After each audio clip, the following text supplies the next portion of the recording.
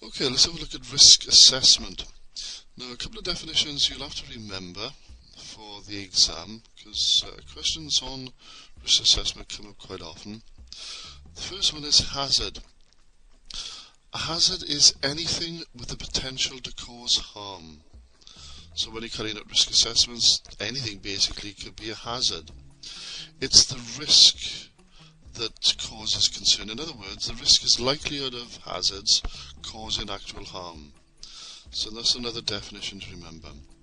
And the last definition is control measures. These are items or actions to remove the hazard or reduce the risk. Now, it's worth remembering how to carry out a risk assessment. Although this is not a risk assessment course, you will need to know the steps involved in carrying out a risk assessment. They are undertaken in a specific order. Let's have a look at the first thing. The first thing is to identify all hazards, and secondly to identify who is at risk. The next thing, you need to evaluate the risks, where we consider the severity of hazard and likelihood of harm. Now, I will show you examples of this just to explain how we evaluate risks. This is where we give it a value. Now, it could be high, medium or low, or actually give it a numerical value. We implement further control measures.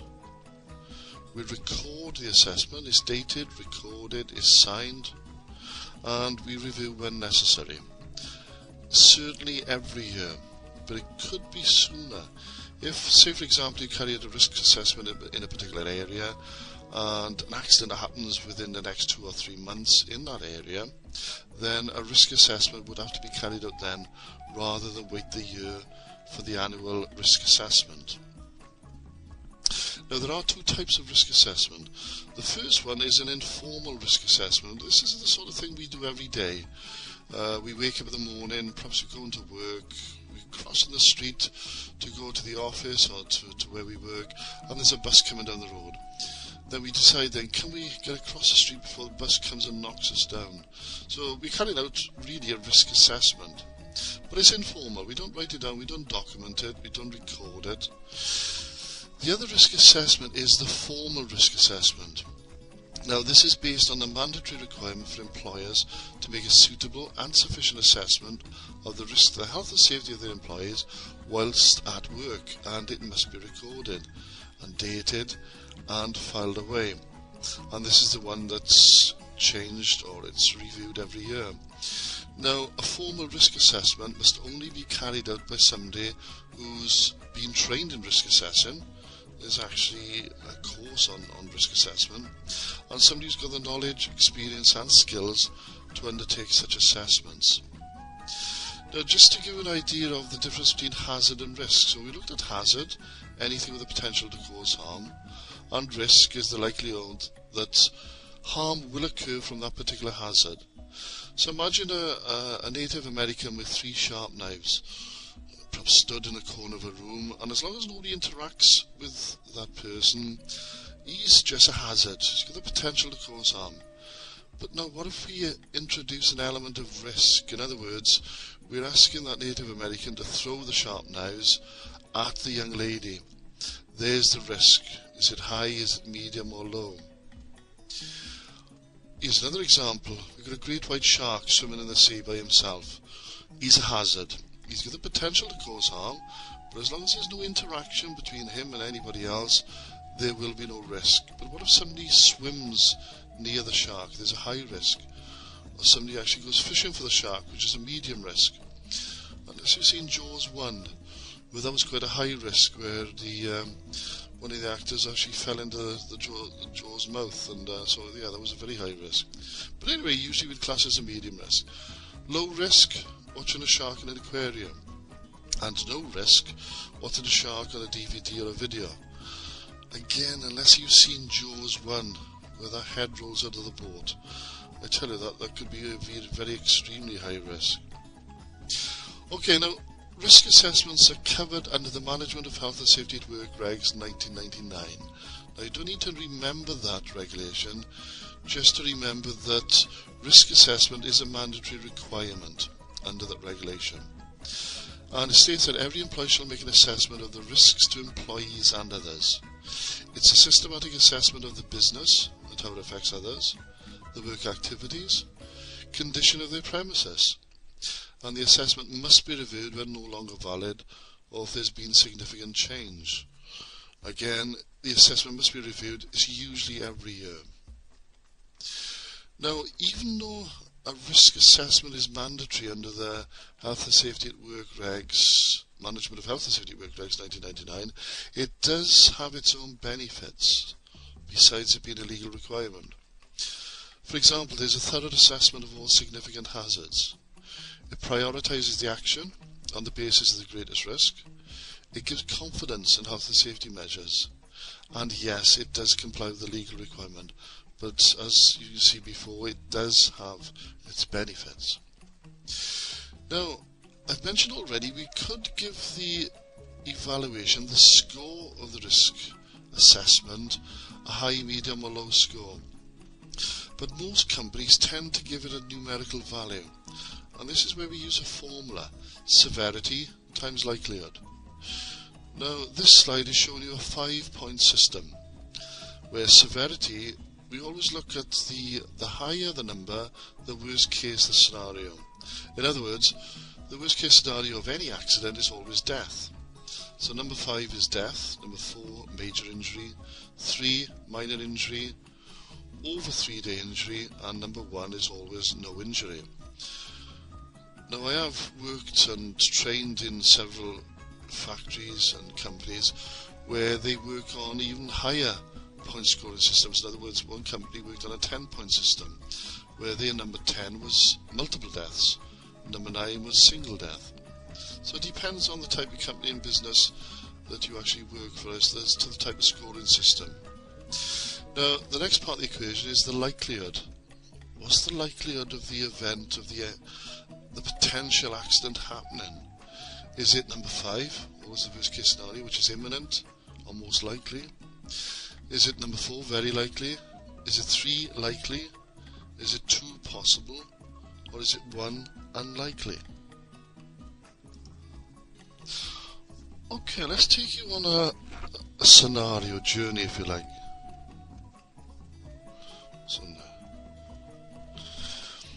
Okay, let's take you on a scenario. Let's just imagine you've got a kitchen, perhaps a kitchen at work, and within the kitchen you've got a kettle. The kettle's on a draining board with some dripping taps that you can't turn off, so there's a bit of splashing of water near the kettle. The kettle is plugged into an electrical socket.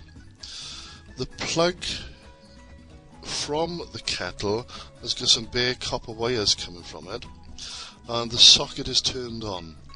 So let's carry out a risk assessment. What would you think would be the severity of an accident involving that kettle? This is a sort of a simplistic scenario I always ask delegates in my training courses. And you might think, well, what's the worst possible result of an accident with a kettle? Could well be death through electrocution, or possibly major injury. So if that's your score, with that particular scenario, that'd give you an initial score of, say, 5 or even 4. Now we need to multiply that by the likelihood. Now the likelihood is, how likely is that accident going to occur with that kettle? Is it imminent, very likely, or likely?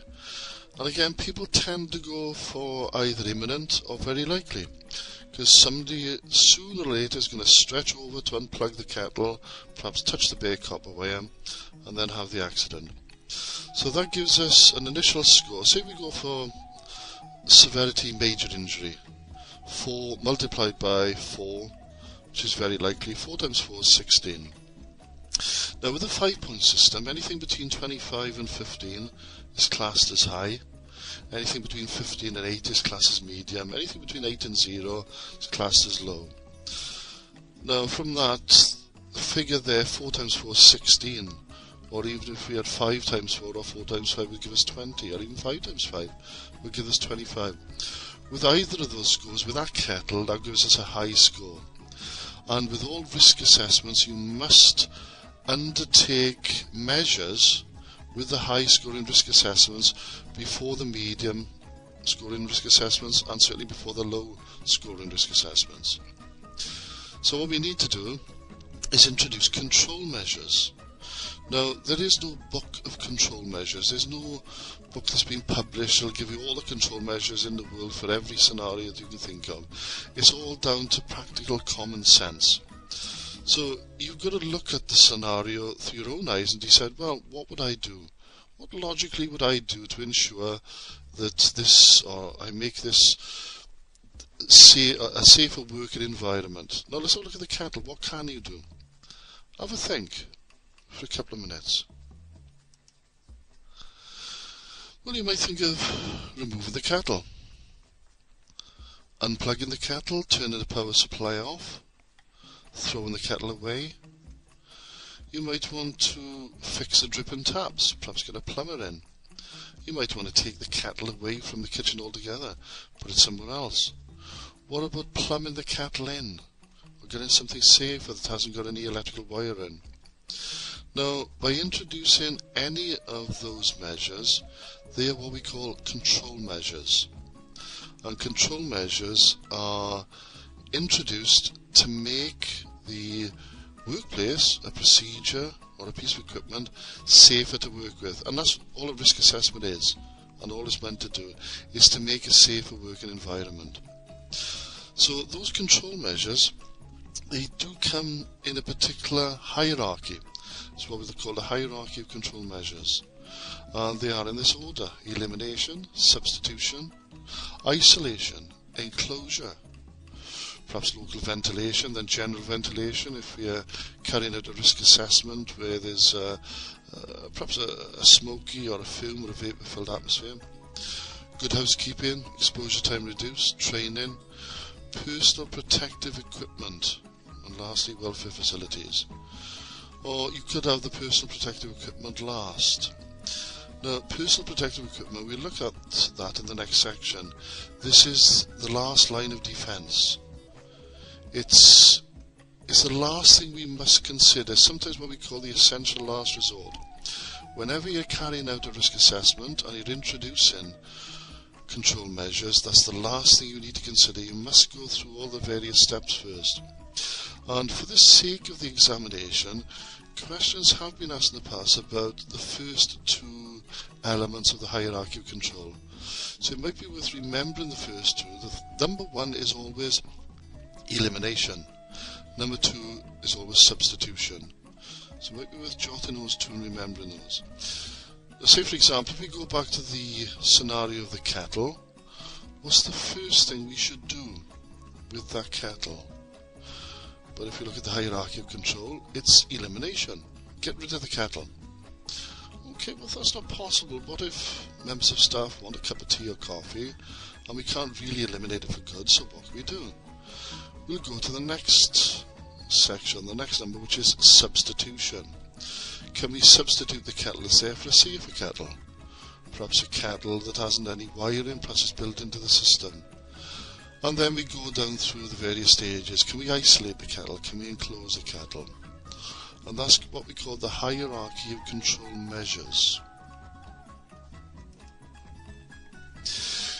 Now sometimes we need to carry out specialised risk assessments.